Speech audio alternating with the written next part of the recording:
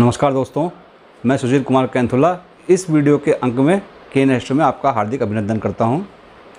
दोस्तों, जब से सृष्टि की रचना हुई है और मनुष्य ने सभ्यता का जो है लिबास ओढ़ा है, तब से प्रत्येक मनुष्य के लिए यह जो अंतरिक्ष है वह जो है रहस्यमय रहा है। इस रहस्य को सुलझाने के लिए हमारे पूर्वजों ने लगातार जो है प्रयास किए हैं। उसमें विशेष करके जो हमारे पुराने ज्योतिषाचार्य हैं, जैसे कि बारामीर हो गए, आर्यभट्ट हो गए, भास्कराचार्य हो गए, इन्होंने समय समय पर अंतरिक्ष में जो है ग्रहों को खोज निकाला और यह जाना कि यह जो हमारी पृथ्वी है यह जो है हमारे सौरमंडल में आती है। सौरमंडल के ग्रहों की उन्होंने जो है खोज करी और विशेष करके जो है 7 ग्रहों की खोज की गई है। विशेष करके सूर्य, चंद्रमा, मंगल, बुध, बृहस्पति, शुक्र और शनि, इन 7 ग्रहों की खोज की गई है।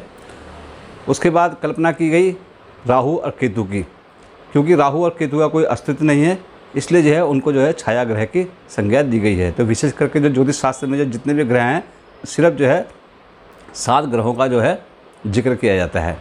राहु केतु को छाया ग्रह के रूप में वर्णित किया गया है। इसके पश्चात उन्होंने हमारे सौरमंडल से आगे भी जो है अपना जो है शोध जारी रखा और उन्होंने जो है 27 नक्षत्र खोज निकाले और उन्होंने यह देखा कि जो हमारा चंद्रमा है, जिसे हम ग्रह की संज्ञा देते हैं, वह चंद्रमा ग्रह नहीं उपग्रह है और यह जो चंद्रमा है वह इन 27 नक्षत्रों के बीच में ही विचरण करता रहता है। यह जो 27 नक्षत्र है वह है अश्विनी, भरणी, कृतिका, रोहिणी, मृगशिर, आर्द्रा, पुनर्वसु और अंत में जो है रेवती नक्षत्र।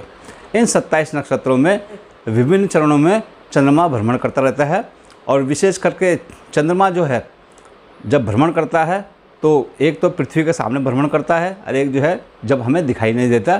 तो इस संज्ञा को हमारे ज्योतिष शास्त्रियों ने जो है वह शुक्ल पक्ष और कृष्ण पक्ष की संज्ञा दी गई है। शुक्ल पक्ष में जो चंद्रमा होता है वह प्रतिपदा तिथि से लेकर के पूर्णमासी तक जो है दिखाई देता है। अब पूर्णमासी के पश्चात जो है कृष्ण पक्ष आरंभ हो जाता है। कृष्ण पक्ष में जो चंद्रमा होता है वह प्रतिपदा तिथि से लेकर के अमावस्या तक, इन 15 दिनों में अमावस्या के दिन जो है चंद्रमा पूरी तरह से जो है हमारी नज़रों से लोप हो जाता है। तो शुक्ल पक्ष को अच्छा माना गया है और कृष्ण पक्ष को खराब माना गया है, क्योंकि हम मनुष्यों का जो मस्तिष्क है उसमें चंद्रमा के घटने और बढ़ने का विशेष प्रभाव पड़ता है। प्रकृति पर भी इसका विशेष प्रभाव पड़ता है, खासकर पृथ्वी में। आपने नोटिस किया होगा कि जब भी जो है पूर्ण चंद्रमा होता है तो जो है समुद्र में ज्वार भाटा आता है। अब ज्योतिष शास्त्र में विशेष करके चंद्रमा को जो है मन का स्वामी कहा गया है। चंद्रमा मनसो जाता है। चंद्रमा मन का स्वामी होने की वजह से विशेष करके हमारे मन को, हमारे दिमाग को प्रभावित करता है। इसलिए हमारा जो ज्योतिष शास्त्र है वह विशेष करके जो चंद्रमा को केंद्रित करके जो है बनाया गया है। इन्हीं 27 नक्षत्रों से 12 राशियों की खोज की गई है। यह जो 12 राशियां हैं वह हैं मेष राशि, वृष राशि, मिथुन राशि, कर्क राशि, सिंह राशि, कन्या राशि, तुला राशि, वृश्चिक राशि, धनु राशि, मकर राशि, कुंभ राशि और मीन राशि। यह इन 12 राशियों की रचना की गई है।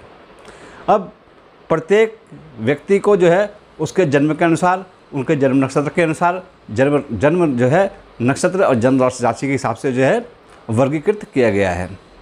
जैसे कि अब मैं आपको बताना चाहूँगा कि चंद्रमा का विशेष करके प्रभाव है, इसलिए जन्म कुंडली में विशेष करके जन्म कुंडली जिस समय हमारा जन्म होता है और चंद्र कुंडली यानी कि जिस राशि में चंद्रमा होता है उसे हम जो है चंद्र कुंडली कहते हैं।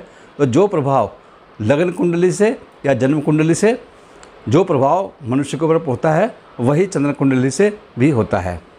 तो चंद्र कुंडली का विशेष प्रभाव मनुष्यों पर, चाहे वह स्त्री हो चाहे पुरुष हो, बराबर रूप से पड़ता है। विशेष करके स्त्रियों की जो है जो गुण दोष इत्यादि जो है वह विशेषकर चंद्रमा से ही देखे जाते हैं। तो चंद्र कुंडली का अर्थ है कि चंद्रमा जो है केंद्र में, चंद्रमा केंद्र का अर्थ यह है कि चंद्र कुंडली में चंद्रमा केंद्र में है और किस नंबर का है तो उसे हम कहते हैं राशि। तो इस प्रकार से जो है चंद्रमा जो है 12 भाव में विचरण करता रहता है। अब चंद्रमा के प्रभाव से हमारे ग्रह भी प्रभावित होते हैं। तो आज हम उसी विषय में चंद्र जनित योगों के बारे में चर्चा करेंगे। चंद्र जनित योग अर्थात चंद्र कुंडली से चंद्रमा के दोनों ओर या दोनों ओर नहीं, जो भी ग्रह होते हैं उनके बारे में चर्चा करेंगे। तो दोस्तों, इस प्रकार से चंद्र कुंडली में जो है विशेष करके योग जो है गिनाता हूँ मैं आपको। वह हैं सुनफा योग, अनफा योग और कैमुद्रम योग और दुर्धरा योग। अब सुनफा योग के बारे में बताते हैं। सुनफा योग का अर्थ यह है कि चंद्र कुंडली से यदि दूसरे भाव में कोई भी शुभ ग्रह हो या कोई भी ग्रह हो या एक से ज़्यादा ग्रह हो तो वह जो है सुनफा नामक योग घटित होता है। अब इसमें भी कैटेगरी डिवाइड हो गई है कि यदि पापक ग्रह होंगे तो उनका फल जो है अच्छा नहीं होगा और शुभ ग्रह होंगे उनका फल बहुत अच्छा होगा, ऐसा माना गया है। तो अब मैं सुनफा योग का आपको फल बताता हूँ। यदि चंद्रमा से दूसरे भाव में बृहस्पति, बुध और शुक्र, यह 3 शुभ ग्रह जो है हों, क्योंकि बुध जो है बृहस्पति और शुक्र के साथ जो है शुभ ही माना जाता है। वैसे भी बुध जो है सौम्य ग्रह है तो शुभ ग्रह ही माना जाता है। तो इनमें से कोई भी ग्रह हो या ये तीनों ही ग्रह हों या 2 ग्रह हों तो सुनफा नामक जो है योग होता है। इस योग के होने से जो जातक है वह बहुत विद्वान और विशेष करके जो है गंभीर वचन बोलने वाला, शुभ कर्म करने वाला, अपनी वाणी से लोगों को प्रभावित करने वाला, धनवान, श्रेष्ठ और समाज में मान प्रतिष्ठा को प्राप्त करता है। अब बात करते हैं अनफा योग के बारे में। अनफा योग विशेष करके जो है चंद्रमा से 12वें भाव में कोई भी ग्रह, जैसे कि मैंने आपको बताया है कि विशेष करके जो है यह जो ग्रह हैं आपका मंगल हो गया, बुध हो गया, बृहस्पति हो गया, शुक्र हो गया और जो है शनि हो गया। तो इन ग्रहों में से कोई भी ग्रह अगर जो है 12वें भाव में हो तो अनफा नामक योग होता है। अनफा योग का जो फल है वह भी अच्छा कहा गया है, क्योंकि अनफा योग से क्या होता है कि जातक जो है बहुत ज़्यादा धनवान होता है लेकिन साथ ही बहुत ज़्यादा खर्चीला भी होता है। इतना अवश्य है कि ऐसे जातक के जो है नेत्र में विकार होता है, यह अवश्य है। लेकिन जातक जो है दीर्घायु होते हैं, सत्यवादी होते हैं, समाज में प्रतिष्ठा को प्राप्त करते हैं और अपना जो है विशेष प्रकार से सहयोग समाज को प्रदान करते हैं। कुल कहने का अर्थ यह है कि यह जो अनफा योग है वह जातकों के लिए उत्तम योग कहलाता है। अब लेते हैं दुर्धरा योग को।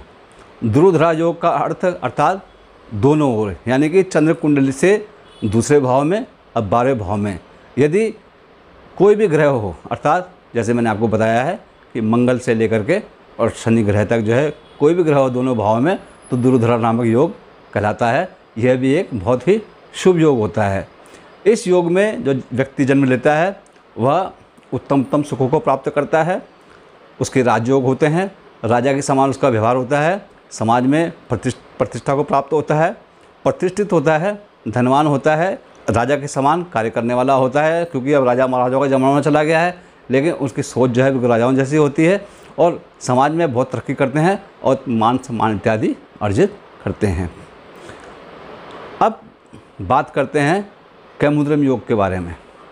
जिस प्रकार से चंद्रमा के दाईं ओर, बाईं ओर और दोनों तरफ जो है ग्रहों के बारे में विचार किया गया है, उसी प्रकार से जो है कैमुद्रम योग के बारे में विचार किया गया है। कैमुद्रम योग का अर्थ ये होता है यदि चंद्र कुंडली के दोनों ओर कोई भी ग्रह ना हो तो कैमुद्रम नाम का योग कहलाता है। कैमुद्रम नाम के योग की जो है ज्योतिष शास्त्र में बहुत ही जो है बुराई की गई है।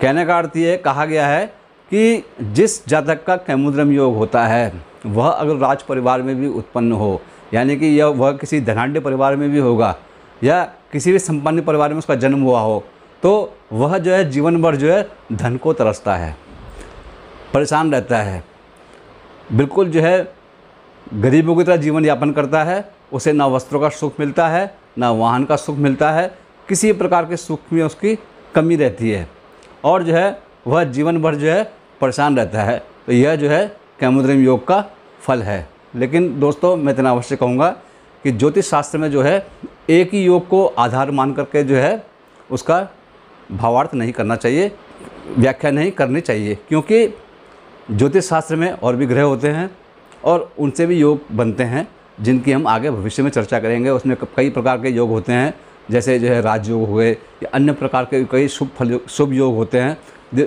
उसी से जो है पूरा जो है दृष्टिगत करते हुए तब जा करके उसके बारे में व्याख्या की जाती है।